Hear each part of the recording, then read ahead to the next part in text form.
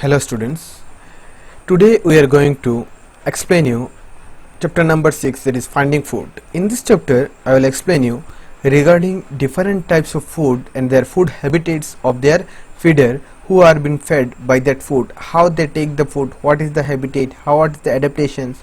This thing I will explain in this chapter. As you are seeing on the screen, the habitat of an animal is the place where it lives. It also includes the climatic conditions and other plants and animals which live in that place in order to survive. And an animal habitat shall essentially have foods, water, shelter and the space for the young ones to grow. An animal's lifestyle depend upon its habitat.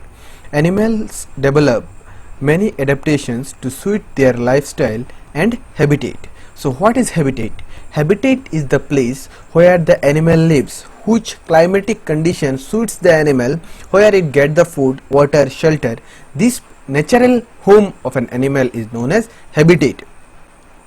Now adaptation. Adaptation is a special change in an animal's body or habits that help it to adjust to its habitat. Adaptation depends upon the lifestyle of the animal. So adaptation means what? For example, if the temperature of our locality suddenly increase, then what we need to do? We need to adapt with the environment, otherwise we will die due to increase in environment. So whatever changes, internal changes, whatever special changes will be done inside our body, that changes are known as adaptation. That changes are done to live on the particular habitat, that changes are known as adaptation. Now feeding habits. All animals, all living things need food to grow, to get energy and to stay healthy. Different animals eat different types of food. Their feeding habits depend upon the type of food they eat. Their mouth part are also suited to the type of food they eat. According to the feeding habits, animal can be divided into 3 categories. So what they are telling, feeding habits. What are the feeding habit we have? It depends on our digestive system and our mouth part. Whatever our mouth can take, whatever it can chew, that food only we can take. We cannot take the food which we cannot eat, which we cannot chew. As you can see here, plants eating animals, plants eating animals. Animals like cows, goats, horses, zebra and giraffes eat only plants. They are also called herbivorous. They have sharp front teeth for biting and strong back teeth for chewing the food. So herbivorous animal, we know that what are herbivorous animal? Those who eat plants. In the lower classes we have learned that herbivorous animals are those who eat plants. So we know that these plant eating animals are whom? Giraffe, zebra, horse, goat. These are plant eating animals. They have sharp teeth. Sharp teeth, why? Sharp front teeth, why? Because it is used for biting. And strong back teeth, why? Because it is used for chewing. Now animals like giraffe prefer to eat tender shoots, twigs and leaves of trees and shrubs. They are called browsers. So animals like giraffe, those who love to eat shoots, twigs and leaves of trees and shrubs, they are called browsers. So those animals who love to eat shoots, twigs and leaves, they are known as browsers. Now deer, goat and the animal which move on land and eat grasses or shrubs, they are called grazers. So what are grazers? Deer, goat and the animal which move on land and eat grass or shrubs, they are called grazers. So those who move on land and eat grass are known as grazers. Small herbivores like rabbit, rat, squirrel eat seeds and fruits. They are called rodents. They have long sharp teeth to gnaw. So those animals who love to eat seeds and fruits are known as rodents. They have long sharp teeth to gnaw. They have what? Long sharp teeth, for why? So that they can eat this seed and the fruits, they can eat it very nicely. And the word gnaw means what? The gnaw means to produce extensively, to frit away or to eat to bite the persistently, to bite the seeds or fruit persistently, means to bite the seeds and crush it and eat it, so that they can digest it in a better way. Now, flesh-eating animals. Lions, tiger, foxes, dogs and flesh-eating animals are flesh-eating animals. They also known as carnivorous. They survive on flesh of other animals. They have very sharp pointed and carved teeth for tearing flesh.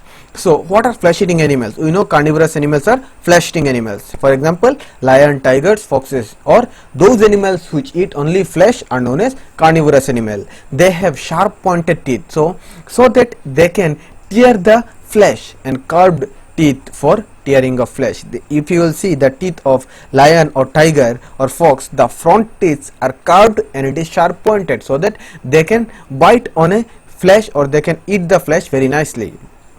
They can tear the flesh. Jackals and hyena do not kill their prey. They feed on the remaining of the dead animals. They are called scavengers. So jackal and hyena, as you are seeing here the picture of jackal and hyena, what they do, they don't kill the prey, they don't kill other animal. What they do, they eat only the dead animals, so they are known as scavengers. Lion, tiger, etc. kill their prey themselves before eating.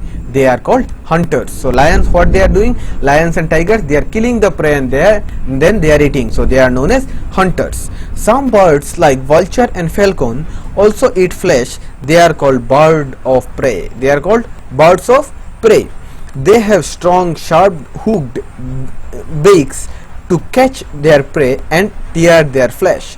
So the bird like vulture and falcon, what they have? They have the beak, their legs, some nails are there on their legs, are known as beaks, hooked beaks. So these beaks are used to tear these beaks, and in the mouth also, their mouth is, this one is known as, their mouth part is known as beaks, and leg one is known as nails.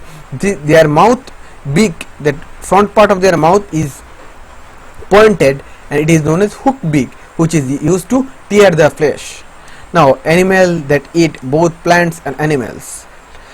Bear, pigs and crows are animals who can eat both plants as well as flesh of other animals. They are also known as omnivorous. Human beings also come under this category. Omnivorous have sharp front teeth for biting and carved and pointed canines for tearing the flesh. Dogs and cats are not truly omnivorous. As you can see, omnivorous means what? Both plant and animal eating, who can eat both plant also, animal also.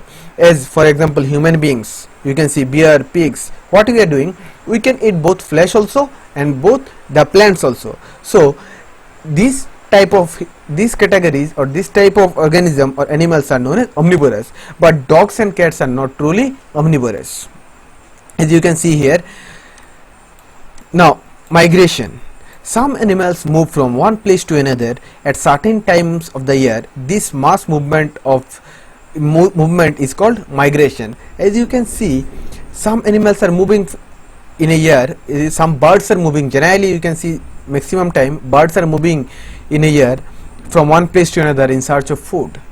Animals migrate to escape harsh weather. First is harsh weather, second food and water, and sometimes difficult to find when the weather is too cold or too hot. So why they move? At first due to weather, and second is food and water, or third is they want to escape the environment. Whatever, for example, in the winter season in the Himalayan region it is too much cold, so some birds will migrate to the lower region, but in the summer season they will go back, because in summer season the lower region will become too much hot, so they will go back again to the Himalayan region. Many animals migrate regularly at a particular time of the year to their breeding grounds to give birth to their young ones. When the young ones are old enough, they all travel back to their original habitat. Some animals also migrate due to what? For breeding, for producing the offsprings, to other place where the offsprings can live properly, where it can survive. They will go to that place, they will breed there, they will make their offsprings little bit younger, and then they will come back with their younger one. It is a great mystery how migrating animals decide where to go. Some of them use sea current for help, Some find their direction with the help of sun rays. Birds follows the coastline. It is amazing that their movement pattern is always precise without any deviation. Some migrating creatures are. So it is very mysterious, very interesting to see that some animals move in a particular direction. How they get the direction? Who give them this GPS system? It is from the nature. Sometimes they use the sea current, but and sometimes the sun rays, but generally they have some patterns in their naturally. Some patterns have been given to them so that they can migrate from one place to another. They can breed there, they can go there, they can find their proper condition, and they can survive. For example, Siberian crane is a most common migratory bird that comes to India to breed in winter because it is much warmer here than in Siberia, even during the winter months. So Siberian crane also come here during the winter season. In India it comes and it breeds in India so that it can give birth to the younger one, and the younger one can live in the warmer region, and then they will become big, they will become younger, and then they will go. Arctic tern travel a distance between the Arctic and the Antarctic twice a year. Arctic terns, what they do? They travel at a distance between Arctic and Antarctic twice a year. Some whales migrate from North Pole to the warmer seas in the tropics to give birth to their younger one. When it gets too warm, they go back together with their young one. Some whales also in water, they move from North Pole to the warmer seas, they give birth to the younger one, and they go back again to their original place after their younger one become little bit big. Sandpiper and stork also visit India every year. Sandpiper and stork also visit India every year. Eel is one such migratory fish which leaves river but travel to sea to lay eggs. When the egg hatch, the parent die and the young ones travel back to the river from their parent come from. It is a very interesting thing, a name of a fish known as eel. What it do? It lives on river generally, but when the time comes to give birth to the younger one, it goes to the sea, and the parent die on the sea, and the younger one, when it become little bit big, it come again back to the sea. Then next is European stork. What it do? European stork travels to Africa every winter and return back home when spring comes. What European stork do? This is the picture of this European stork. This European stork travels to Africa every winter and return back home when spring comes. Then monarch butterfly. This is a monarch butterfly. Monarch butterfly fly from a very cold Canada to warmer Mexico in winter. This monarch butterfly, what it do? It move from Canada to the warmer Mexico in the winter. Then locust. This is known as locust. As you see in our local region also, you can see that locusts are the destructive migrating insects. They migrate in swarms in search of food. They eat and destroy standing crops. This one, what they do? They move in search of food and they goes to the other places, and where they get food, they eat the food, they destroy the crops. Sense of organs in animals. As we learn about the world through our sense organ, similarly animals too use their sense organ to know about their surrounding and to find food. Now sense of vision. Sense of vision I will discuss in the next video, and I hope that all of you have understood till this much. If you have not understood, you can ask me, you can contact me personally, and I will explain you the next part. Thank you.